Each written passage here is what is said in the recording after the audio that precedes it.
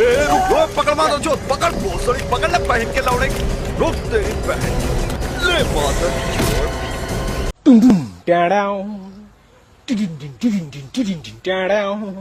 एक बार धोखा खा चुका हूँ, दोबारा नहीं खाऊंगा। पहचाना मुझे?